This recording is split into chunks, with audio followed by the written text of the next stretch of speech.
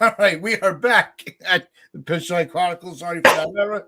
But we were in the middle of stating how Aaron Judge is not only going for the home run title for the AL, but at the same time also vying for the Triple Crown while carrying the Yankees on his back. He did get some help on the offensive side this series, a little bit.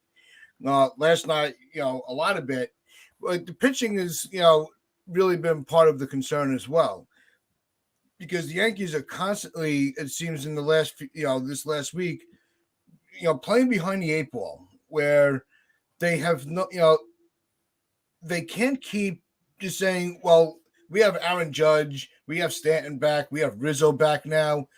We could just take it easy. The bats will take care of it. No, they got to do their job too. So, what was your takeaway from the Milwaukee series? And is this team starting to falter a little bit on the pitching side? Well, I mean, listen, Cole was not good. No. Cole was really just leaving sliders up and high. But it's what did you see was the biggest issue with Cole yesterday? Because he's the one that we really need to get in gear. Him and Montas are going to be keys to this postseason run, and they just can't they can't be consistent. Judge was leaving sliders up in the zone. That was the problem. Yeah, it's. I mean, is it a command issue? Is it is it a confidence issue? And we were praising Matt Blake for a long time throughout the season. It's time to start giving him a little heat, saying, what is he doing to address these issues with these pitches? Because even the bullpen's been having a little bit of trouble. Holmes is not what he was since he's come back.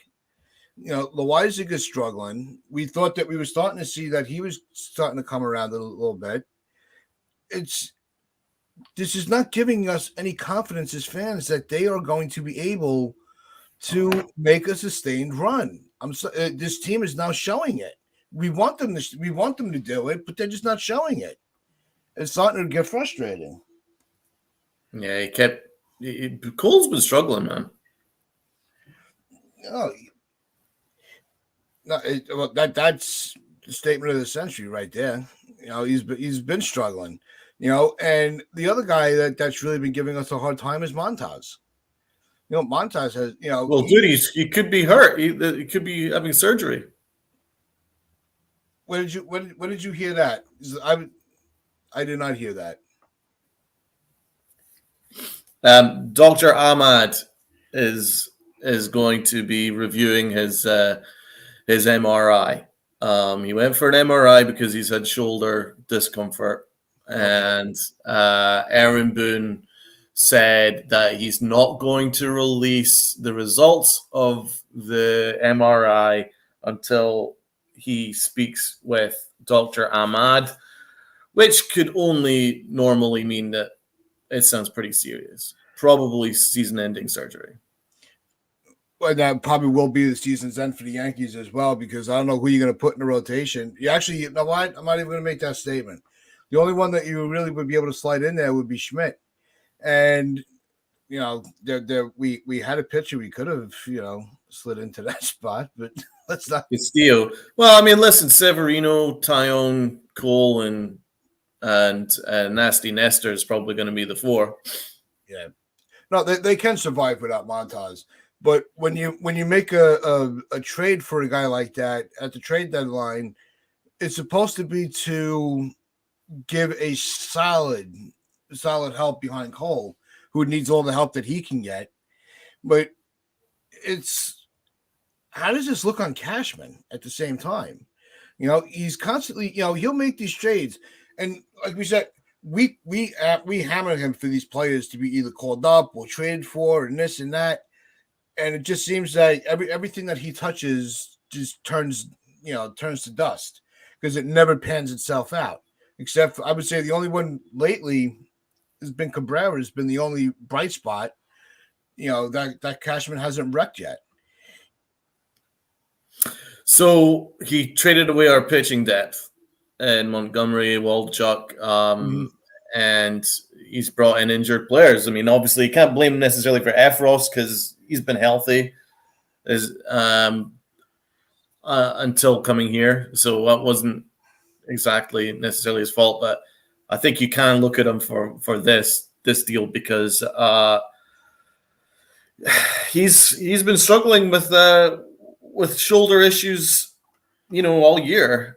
He missed a lot of time prior to the trade, and Montas, he was kind of ramping himself back up after the taking time off with the shoulder, and that was just in time for the trade. And clearly, he's not healthy. Clearly, he's not 100% because he's pitching a hell of a lot worse than even if you had the lowest expectations for him. He's got an ERA over 6 since coming to the Yankees, over 6.5 since coming to the Yankees, and I'm telling you, I don't think it's anything to do with not being able to handle New York. I think it's because Brian Cashman brought in someone who's again hurt. And I don't remember when he signed Luis Severino to an extension.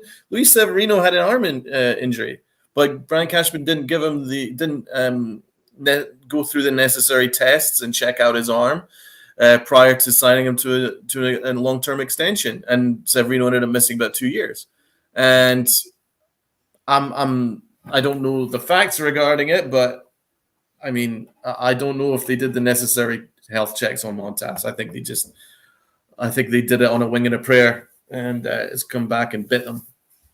Well, it's bit them big time, and it does fall back to the missed opportunities at the trade deadline, mainly with Castillo. Not being able to move other pieces that they kind of bluffed on. We almost had to deal with Miami. That would have given us another starter. But it is what it is. There's nothing we can do about that now except bitch and moan. But I mean, we don't know 100% what's going on with Montas. It's just obviously he's going to get double checked. But when you hear Dr. Ahmad and then a Yankee player using the same sentence, kind of tends to mean not good bedfellows right there. No. Yeah, that's not a news of assurance. That's something to exactly. Yeah, it says here the Yankees have the results of the MRI, but Boone wouldn't say what they showed. Instead, he deferred to team physician Dr. Christopher Ahmad, who will meet with Montas on Monday in New York. I just reading the tea leaves is probably the MRI definitely didn't come back clean.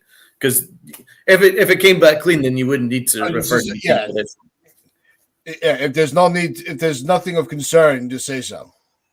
Yeah, so it sounds like this is going to be bad news, and they don't want him to hear it through the beat writers. They want to tell them himself. Yeah, so that's probably not great, and Brian Cashman has a lot of explaining to do. But luckily, we have one of the greatest players having one of the all-time seasons of all time to keep the Yankees afloat. It's Donald, in your heart of hearts, did you really see this type of season from Judge in a contract year? We all know that typically in a contract year, players will elevate their game. But did you expect him to elevate to this level?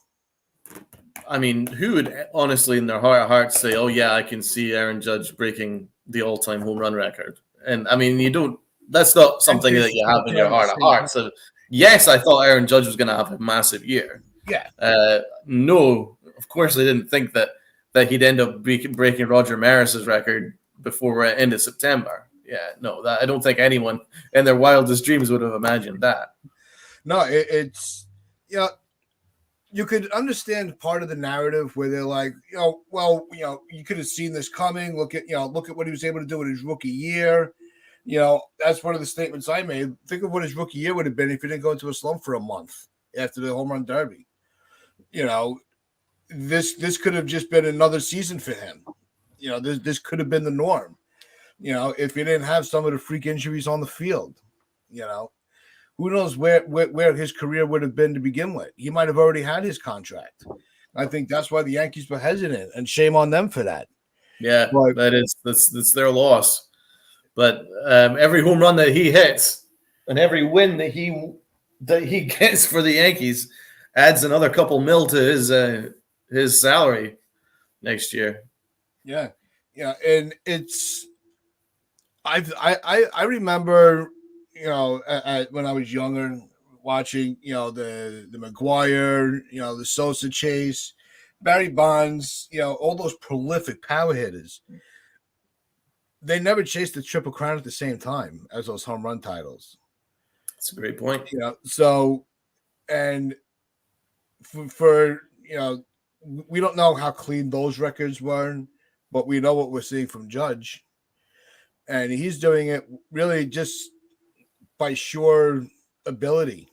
And there was an article on MLB.com from Brandon Cuddy about how he watched a lot of film in high school on Miguel Cabrera and Cabrera's approach. And it was, don't always try to be the hero, just stay in your game. Just keep a level swing. There's nothing wrong with your contribution being a single down the line to drive in 2 runners on base. There's nothing wrong with that.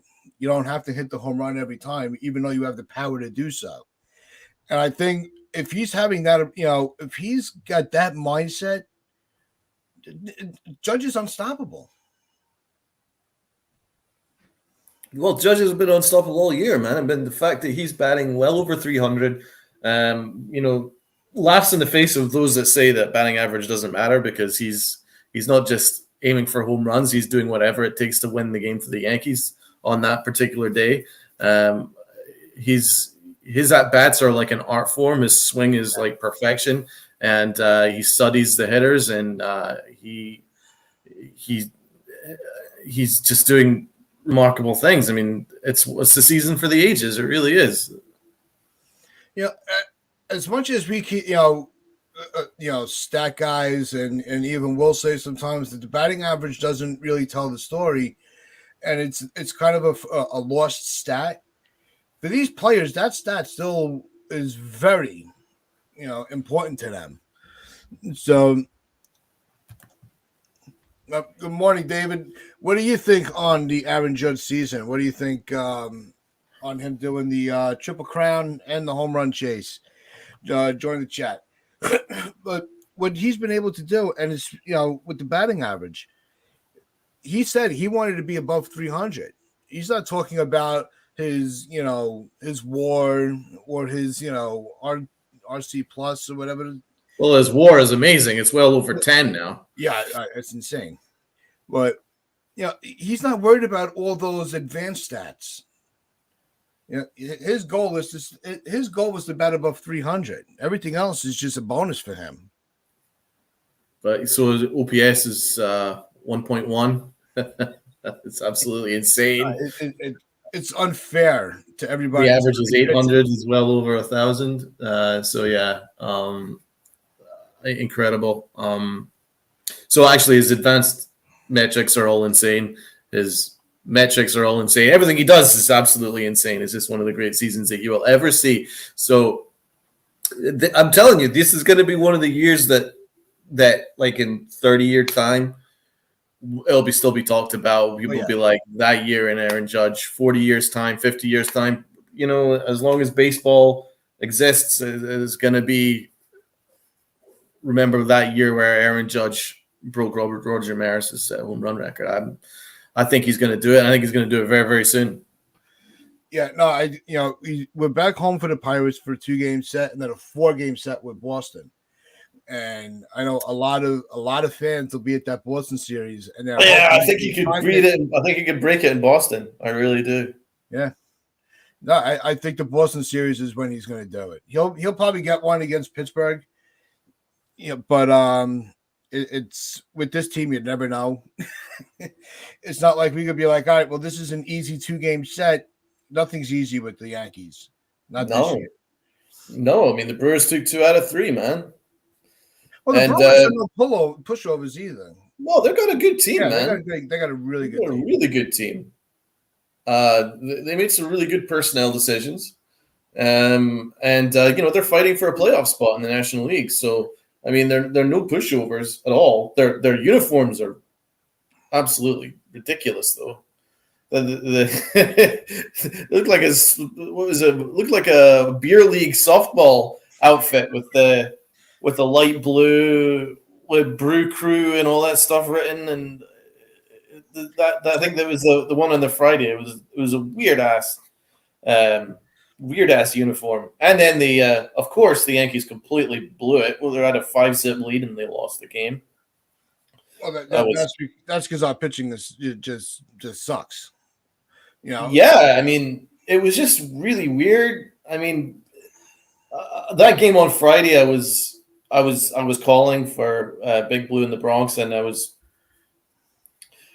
amazed at the complete capitulation in that game, and and then Aaron Boone got himself thrown out, and then it all got really messy when the coaching staff decided to shift everybody, and then we basically had 5 infielders. That was really weird, and it was such a weird game. It really was. It was kind of ugly and it was kind of laughable. Yeah, ugly is a good word. Yeah, it really was. But all right, David, I really hope the Yankees re-sign Judge after the season. What if the Yankees don't re-sign Judge? That'll be that's really going to be interesting because the Yankees should give the Judge the contract that he wants, not just that he deserves, whatever he wants, just give it to him. You know, they can't afford not to have him on this roster next year because there's nobody to take his place as far as production. You could utilize that money elsewhere and build a whole new freaking team, but without Judge, you're not going to be taken seriously as a ball club. So the future of how these younger kids develop is going to hinge on whether Judge is on this roster or not. I think that's an angle that a lot of people are not looking at. That leadership that he's going to give to these kids coming up. So if they don't re-sign Judge, I don't know. There's no replacement for him. Donald, what do you think on it? Of course, there's no replacement for Aaron Judge. I mean, the optics of letting the leader of the clubhouse, the leader of the franchise, and could you imagine the new home run champion then going elsewhere? The optics for the Yankees would be irreparable. It would do irreparable damage to the Yankees brand, to the Yankees front office, to the Yankees ownership. They can't afford to let him go. Whatever he asks for, you have to pay because they cannot deal. They will not be able to sell to the franchise that, oh, it's okay. We let, a dude that hit over 60 home runs leave that year. You can't do it. It would do irreparable harm, especially considering half a right field is named after Aaron Judge. So there's and then all their ticket sales and all their shirt sales is Aaron Judge. So I mean, there's no excuse really. Yeah, no, again, thanks for the comments, David. Yeah, Cashman should be fired if Judge isn't re-signed. Absolutely, He should be fired anyway. To be honest, he's made a complete mess of things. Yeah, no, we're no fans of. We'll give him credit when it's warranted, but we'll criticize him just the same, just like anybody else, whether you're the owner, the GM, the manager, or a player. But Cashman doesn't have a deal at the end of this year. I think that his contract is going to hinge on how he handles Judge. I think if Judge goes somewhere else, Cashman will not get a new contract. I mean, I don't know, man. So you think there's a chance that he leaves? No, no. If Judge or Cashman, Judge. No, I think if Judge leaves, that's just that will crumble the Yankee aura. I think that'll be. I think it'll be very hard to take this team seriously from the fans' point of view and the competitive point of view, because they're not going to. There's no more fear in the Yankees. You're also, what free agent would want to come here and put up phenomenal numbers just to get the boot? So there are a lot of ramifications if the Yankees cannot figure this out, and they damn well better. It's just my God, could you imagine?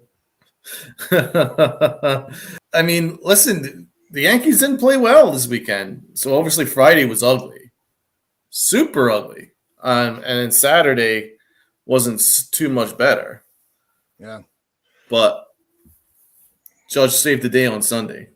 Well, a lot of actually, to be honest, everybody kind of stepped up on Sunday. There was a lot of really good at bats. No, yesterday was a really good game, and I'm hoping that this offense really does carry into what they can do against Pittsburgh and this little home stretch that they have going on, especially with Boston, because as we all know, Boston plays us hard no matter who's on their lineup and who's on their roster.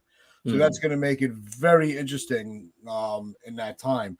But we'll see how it goes. Hopefully the Yankees can, take yesterday's game, ride with it, and finish this season strong. It's really going to come down to how they play as a team, not just how Aaron Judge performs. It's going to come down to a team effort. Well, they really need Garrett Cole to get better, man. Like, this is serious now, because I've been making excuses. I've been making excuses for him for all year long, but at this point, the excuses are up. He's leaving pitches all over the zone when they're getting handled.